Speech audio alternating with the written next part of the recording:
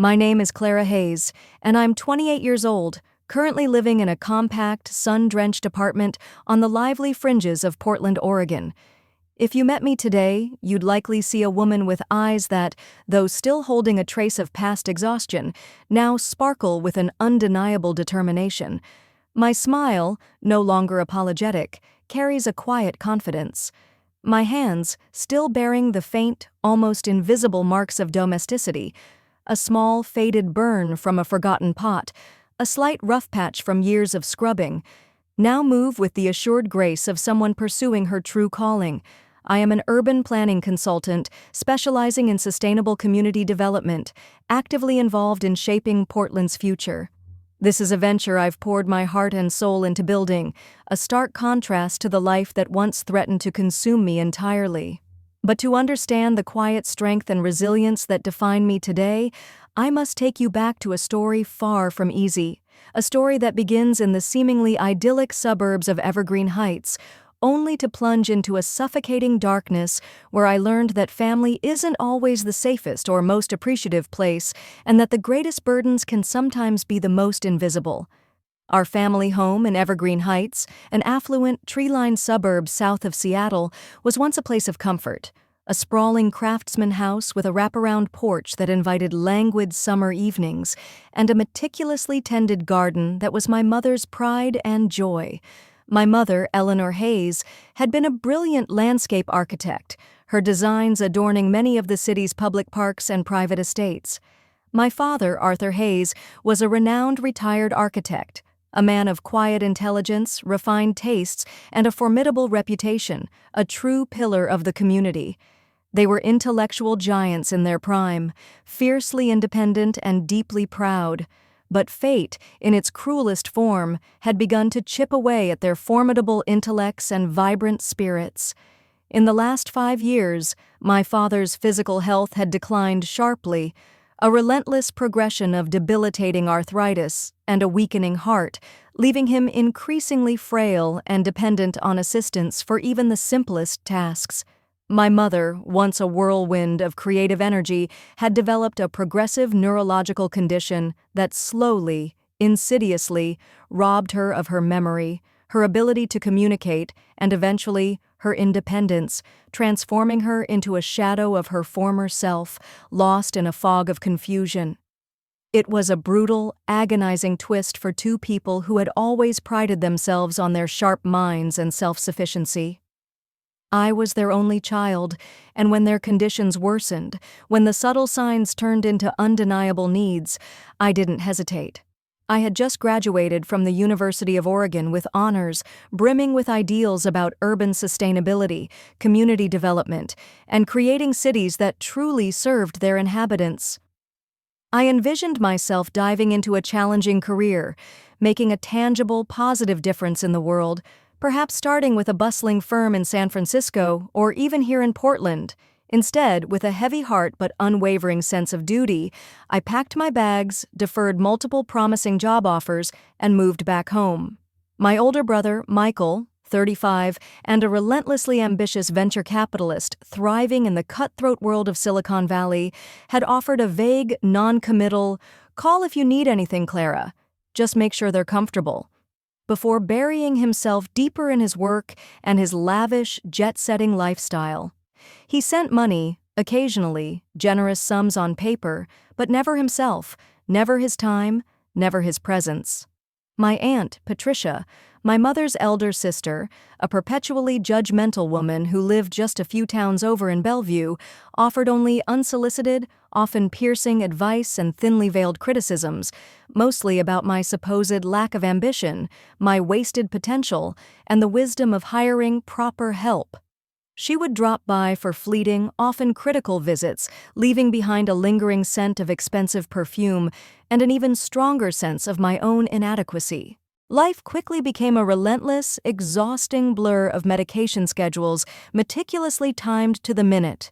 Countless doctor's appointments that involved hours of waiting in sterile clinics, grueling physical therapy sessions that left my father in pain and me drained, and an endless, repetitive cycle of household chores, cooking bland, easily digestible meals, cleaning up spills and accidents, helping them bathe and dress with agonizing slowness, managing their increasingly complex finances, and navigating the baffling, soul-crushing maze of insurance paperwork, deductibles, and denied claims. I spent countless sleepless nights listening to my mother's confused ramblings that spiraled into agitated shouts, or my father's quiet groans of pain that tore at my heart. My once vibrant dreams of shaping urban landscapes gathered dust in my old bedroom, replaced by the relentless, physically and emotionally draining rhythm of caregiving. My phone, once a vibrant lifeline to friends and professional networks, became primarily a practical tool for setting medication reminders, ordering specialized medical supplies, and arranging grocery deliveries. My social life dwindled to almost nothing, a faint memory. My friends tried to reach out at first, sending sympathetic texts and invitations, but my constant cancellations, my vague, exhausted excuses, and my increasingly isolated state eventually led to silence. I was isolated, adrift in a vast, silent sea of responsibility, feeling myself slowly drowning. The financial strain was immense, a persistent, gnawing anxiety that kept me awake at night. My parents' retirement savings, once substantial and carefully managed, were quickly being depleted by the mounting medical bills, the exorbitant cost of specialized equipment, and the constant need for prescription medications that often weren't fully covered by their dwindling insurance. Michael's occasional contributions, while seemingly generous on paper, barely scratched the surface of the true, accumulating cost of their care. I had no income of my own. My meager savings from college, intended for my master's degree, dwindled with every unexpected expense. A broken medical device, an urgent visit to the ER, a sudden repair for the old house. I felt a constant knot of cold, hard fear in my stomach, a persistent dread that we would soon drown in a sea of debt, losing the house, losing everything. The family meetings were, without a doubt, the worst. They were usually held over video calls, meticulously orchestrated by Michael from his sleek, minimalist office high above the bustling streets of San Francisco, with Aunt Patricia always chiming in from her perfectly manicured, sunlit garden in Bellevue. They would discuss Mom and Dad's care with a detached, clinical, almost condescending air, as if my parents were a business venture to be managed, a problem to be solved with spreadsheets and strategic decisions.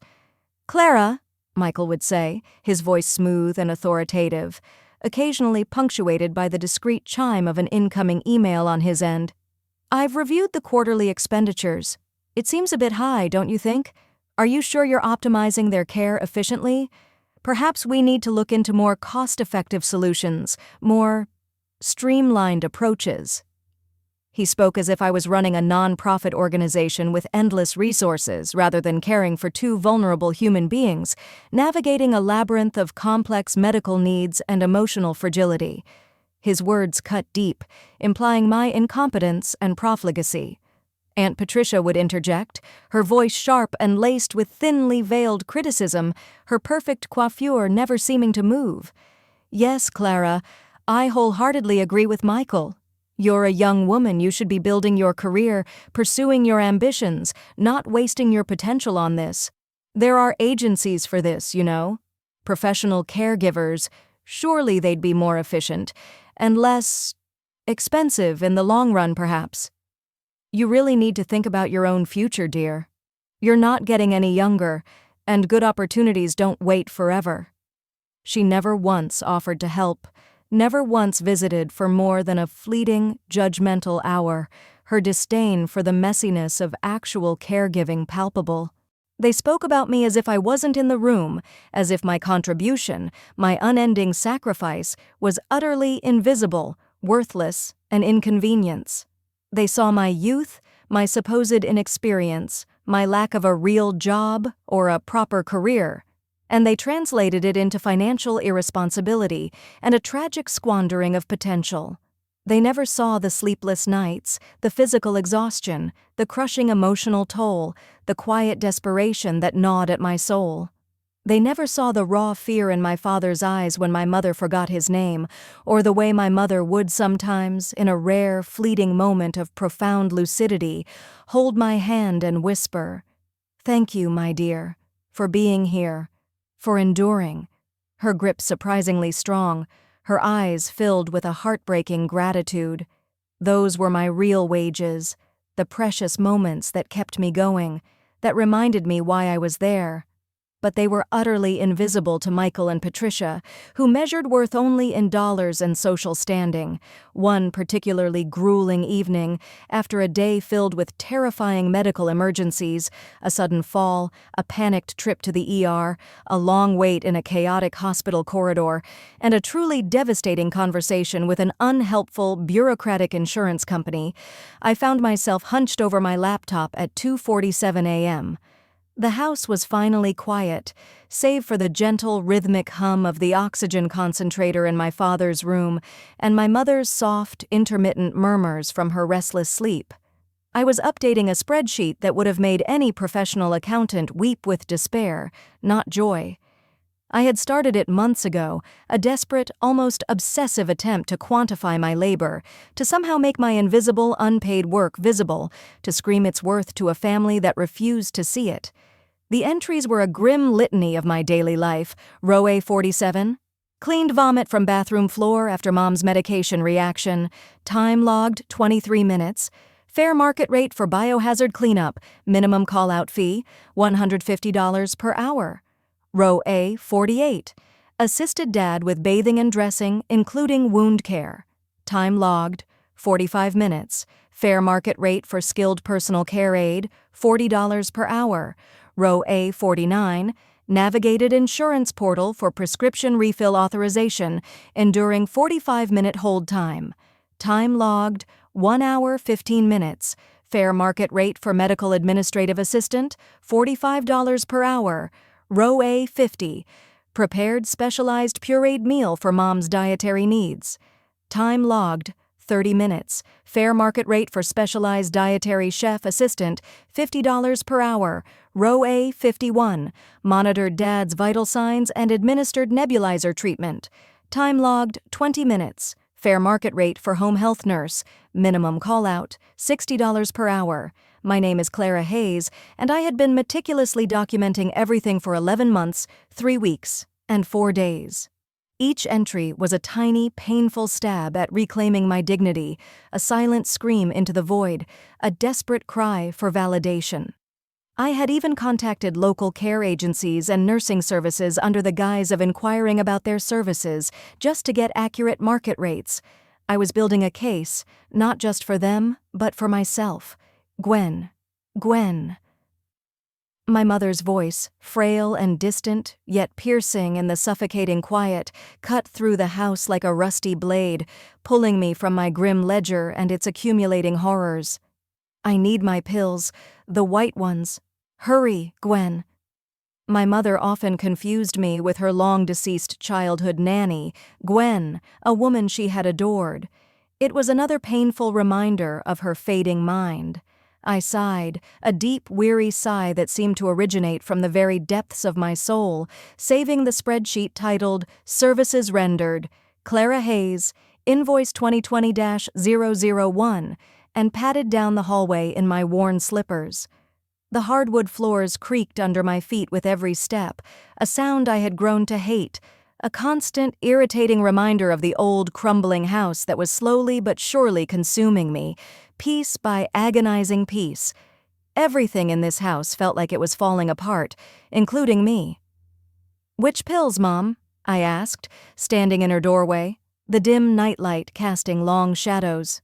She was propped up in bed, looking perfectly capable of walking to the kitchen herself in that brief, frustrating moment, her eyes momentarily clear, but that's not how this worked anymore.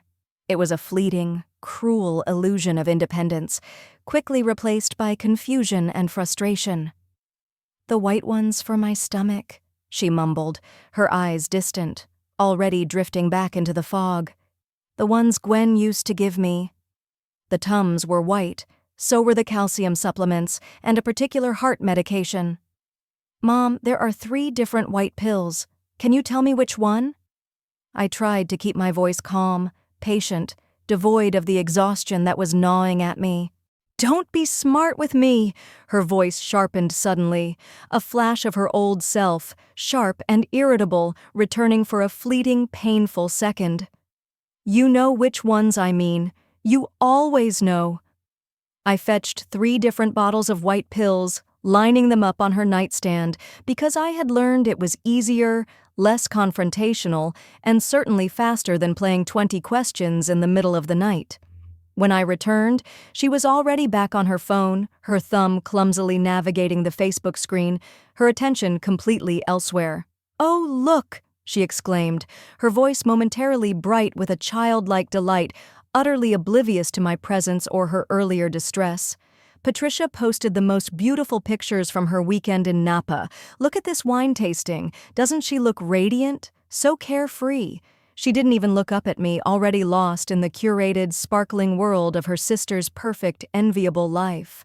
I set the pills on her nightstand, silently selecting the correct ones, ensuring she took them with a glass of water, and then retreated, the weight of her indifference, her obliviousness, settling heavily on my shoulders, a crushing burden. Sleep was a luxury I rarely afforded myself. The constant vigilance, the unpredictable needs, the crushing emotional toll, it all chipped away at me, wearing down my spirit, eroding my very sense of self. I was a ghost in my own life, a shadow of the ambitious, vibrant young woman I once was. My dreams, once so vivid and compelling, felt like a distant memory, a selfish indulgence I couldn't possibly afford, a betrayal to the relentless demands of the present. The turning point, the pivotal moment when the quiet resentment that had been simmering within me began to solidify into an unyielding, unbreakable resolve, came during a particularly brutal, unforgiving video call with Michael and Aunt Patricia. It was just a few weeks after my mother's dismissive Napa comment, a casual cruelty that still stung. My parents were, thankfully, relatively stable, but the financial situation, already precarious, was deteriorating rapidly, spiraling into a seemingly bottomless pit. Michael, his face cold and impassive on the screen, his tone clipped and decisive, declared, "Clara, this simply isn't sustainable. We need to cut losses. We need to hire full-time professional care, a rotating staff. It will be cheaper in the long run, more efficient. We'll put Mom and Dad in a reputable assisted living facility, perhaps one of the higher-end ones near Bellevue if we have to. It's time for you to pursue your own life. We'll help you with a small relocation stipend, of course, to get you started." He delivered the last sentence with an air of magnanimous benevolence, as if he were offering me a golden ticket. My blood ran cold, turning to ice in my veins. A facility. After everything. After I had given up my life, my burgeoning career, my youth, my every waking moment. They were offering me a paltry stipend to dismiss me, to wipe their hands clean of the inconvenience I represented, to outsource their parental responsibility. My hands, which had literally cleaned their parents' vomit, trembled with a simmering, barely contained rage. My mind flashed back to every indignity, every unseen sacrifice, every patronizing remark. A stipend? I heard my own voice, low and trembling, unfamiliar even to my own ears, yet laced with a dangerous edge. A stipend for 3 years of round-the-clock unpaid care? For managing their every need? For sacrificing my entire future? For putting my life on hold indefinitely? Is that what you truly value my time at, Michael? A mere stipend? My voice rose slightly, the tremor turning into a subtle vibration of indignation. Michael sighed, an exasperated, dismissive sound that conveyed his utter impatience with my emotional outburst. "Clara, please. We appreciate your help, truly, we do. But it's time for you to move on. You're young, you can rebuild. We're offering you a fresh start, a clean slate. Don't be ungrateful." A fresh start. As if my life hadn't been systematically dismantled, thread by thread, by their needs and their profound indifference, as if my very identity hadn't been subsumed by the role of caregiver. "I have something to show you," I said, my voice gaining strength, steeling itself against their condescension, against their dismissal. My fingers flew across the keyboard, and with a click, I opened the Services Rendered, Clara Hayes, Invoice 2020-001 spreadsheet on my laptop and shared my screen. The numbers, meticulously documented over months, then years, flashed across their screens, a blinding white light of undeniable truth. Hour by hour, minute by minute, task by task, painstakingly calculated at fair market rates for professional caregivers, skilled medical assistants, diligent housekeepers, savvy financial managers, even round-the-clock night nurses. Each cell was a testament to a sleepless night, a harrowing moment, an unappreciated act of devotion. The grand total at the bottom shimmered, a shocking, almost unbelievable figure. It was an astronomical sum, far exceeding anything they could have imagined, dwarfing even Michael's supposed generosity. The silence on the video call was deafening, suffocating. Michael's confident smirk vanished instantly, replaced by a look of bewildered, then dawning, horrified shock. His jaw dropped, and his eyes, usually so sharp and calculating, seemed to glaze over in disbelief. Aunt Patricia's perfectly sculpted eyebrows shot up so high they almost disappeared into her hairline, her mouth agape. Their faces, once so composed and superior, were a tableau of utter disbelief, then dawning horror, then simmering, barely contained rage. "What? What is this, Clara?" Michael finally stammered, his voice thin, stripped of its usual authority, his composure completely shattered. He pointed a trembling finger at his screen. "This," I said, my voice clear and unwavering, resonating with a quiet power I never knew I possessed, "is an invoice for services rendered, my services, at fair market rates, for the past 3 years. This is what it would have cost you to hire professionals to do what I have done, every single day, every single night, without pay, without recognition, without a single word of genuine appreciation." I let the words hang in the air, heavy with their unspoken weight. "This is outrageous!" Aunt Patricia shrieked, finally finding her voice, her face contorting in an uncharacteristic display of raw fury. "You can't bill your own family! This is extortion!" "Oh, but I can," I countered, my voice colder than I thought possible, cutting through her outrage like a finely honed blade. "You valued my time, my potential, my youth, my future, at nothing. You saw my sacrifice as a burden, a cost to be minimized, an inconvenience to be outsourced, not a gift. You spoke of efficiency and cost-effectiveness while I was literally holding your parents' lives in my hands, cleaning up their messes, wiping their tears, easing their pain. You talked about fresh starts for me while extinguishing my own, so now you will see the true cost. This is the bill for the care you received, the care I provided, the care you dismissed, the care you considered valueless. This is the financial embodiment of my erased existence. I didn't ask for payment. Not really. I didn't even want it. Not in the traditional sense. The act of presenting it, of laying bare the financial truth of my invisible, unpaid labor, was enough. It was my declaration of independence, my demand for recognition, my desperate reclamation of self-worth. It was a mirror held up to their hypocrisy, a calculated move to shatter their carefully constructed illusion of benevolence. The meeting ended abruptly, dissolved in a torrent of furious shouts and accusations from their end. Chaos ensued. Michael raged, pacing his opulent office, his face a mask of fury. Aunt Patricia wailed dramatically, threatening legal action and public condemnation. They immediately consulted their high-powered corporate lawyers, frantic to invalidate my invoice, to brand me as a greedy, ungrateful opportunist. But I had documented everything with the precision of an architect, the meticulousness of an urban planner. The dates, the times, the specific tasks, the market rates, the subtle yet pervasive emotional abuse. It was all there, irrefutable, undeniable. My caregiving journey, once a private agony, became a public damning record, a legal weapon. The aftermath was a whirlwind of legal maneuvering, media speculation, and bitter accusations. My invoice became a hot topic in online forums discussing family caregiving and financial exploitation. Michael, a shrewd businessman at heart, quickly realized the immense financial and reputational damage of a prolonged public legal battle over such an irrefutable invoice. The optics were terrible, the public sympathy squarely with me. He was facing not just a financial drain, but the potential collapse of his carefully curated image and his professional standing. He eventually reached a settlement. It wasn't the full astronomical amount I had painstakingly calculated, but it was a substantial, life-changing sum, enough to finally begin my own life, on my own terms, with true financial independence.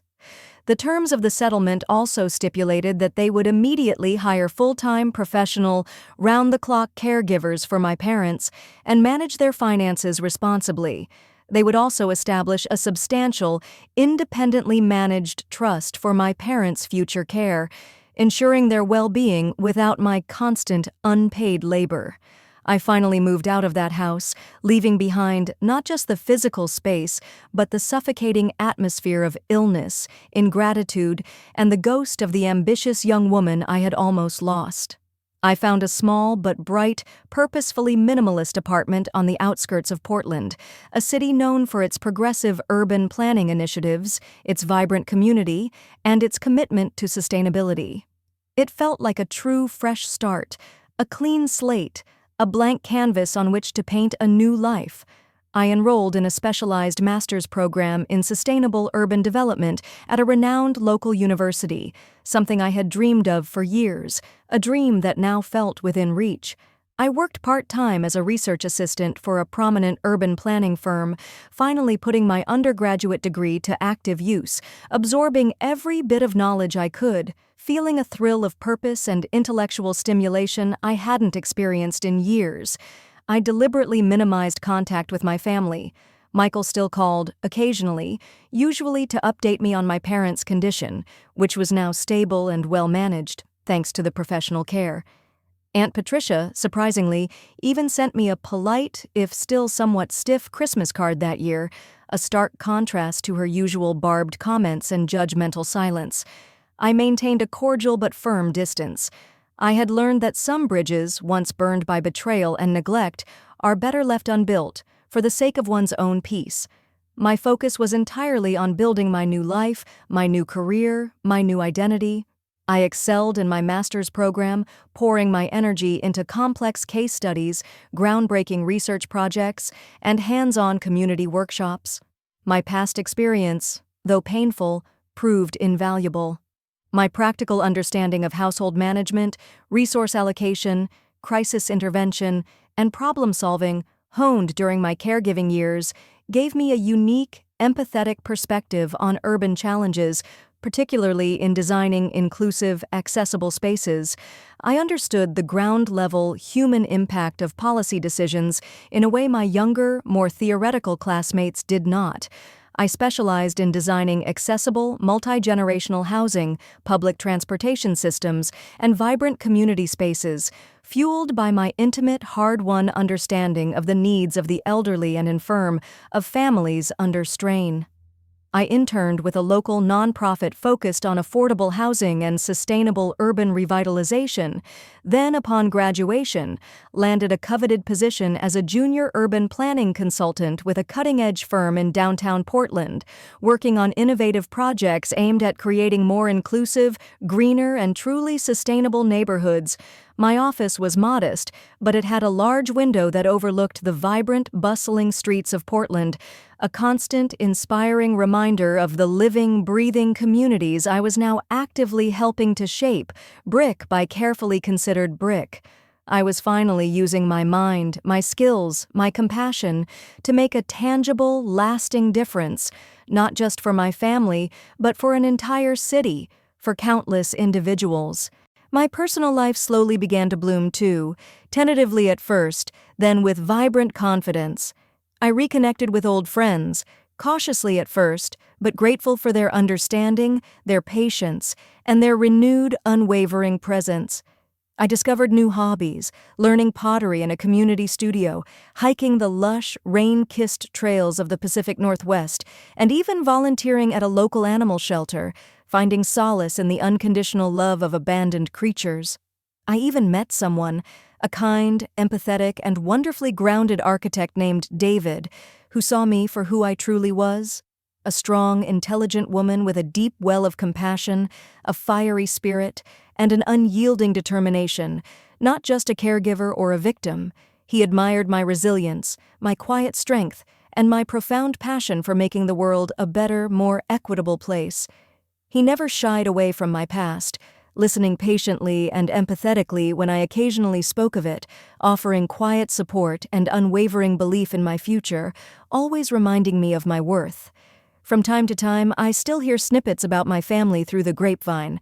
My parents are well cared for in a highly rated assisted living facility, their trust ensuring their comfort and dignity. Michael's venture capital firm hit a few more snags, facing increasing scrutiny for its aggressive tactics, but he eventually managed to recover, albeit with a smaller portfolio and a more humbled, though still ambitious, demeanor. Aunt Patricia, I heard through a distant cousin, surprisingly, started volunteering at a local senior center, perhaps a quiet, belated acknowledgement of the immense value of empathetic care. I wish them well, truly. The bitterness, the gnawing resentment has finally faded, replaced by a quiet understanding, a serene acceptance. My journey has taught me invaluable, indelible lessons. It showed me that true wealth isn't measured in bank accounts or vast properties, in designer clothes or luxury cars, but in integrity, in unwavering resilience, and in the profound, quiet joy of pursuing your passion with unwavering dedication. It taught me that sometimes the greatest betrayals, the most painful rejections, lead you to your truest self, forcing you to shed what does not serve you and embrace your inherent worth, your own quiet, formidable strength. And it reminded me that love, even when unrequited or seemingly rejected, leaves an indelible mark, shaping you into someone stronger, more compassionate, more deeply attuned to the quiet rhythms of life and to the needs of the world beyond your immediate circle. The invoice I created, born of pain and desperation, was not just a bill, it was a manifesto, a declaration of my worth, a powerful testament to the invisible, invaluable labor that often goes unnoticed, unappreciated, and uncompensated. My true legacy is not in grand gestures or public accolades from my estranged family, but in the thoughtfully designed public spaces I help create, the safe, sustainable homes I help build, the quiet wisdom I've gained through adversity, and the profound peace I have finally found within myself. I am Clara Hayes, a woman who lost a semblance of family, a precious part of her youth, and almost her very identity, but who ultimately found her true purpose woven into the very fabric of the city, nurtured by its wisdom, and powered by her own unyielding resilience. And in the quiet unfolding of each new day amidst the vibrant hum of Portland, in the quiet satisfaction of seeing my plans come to fruition, I am truly rich, truly free, and finally, truly myself.